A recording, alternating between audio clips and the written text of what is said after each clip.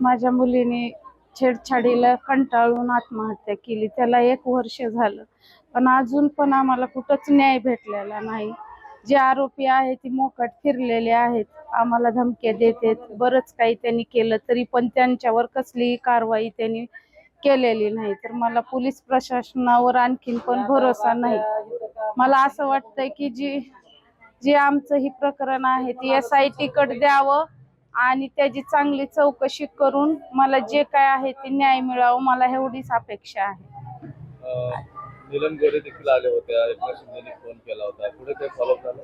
त्यांना मी पत्र लिहिलं होतं, त्यांनी फॉलोअप घेतला, सगळं केलं, तरी पण पोलिसांनी काहीच त्याच्यावरती जास्त म्हणजे इन्व्हॉल्व नाही दाखवला आणि अजूनही त्या बाबतीमध्ये मला न्याय भेटला नाही. ज्या वेळेस न्याय भेटेल त्यावेळेसच मला माझ्या मनाला शांती भेटेल.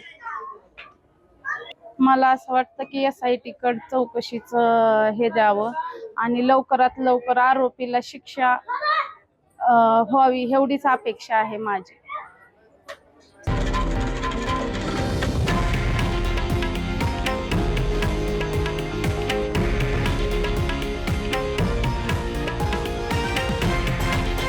हे आहे देशातील नंबर 1 न्यूज नेटवर्क आणि आपण पाहत आहात TV9 मराठी, एकमेव.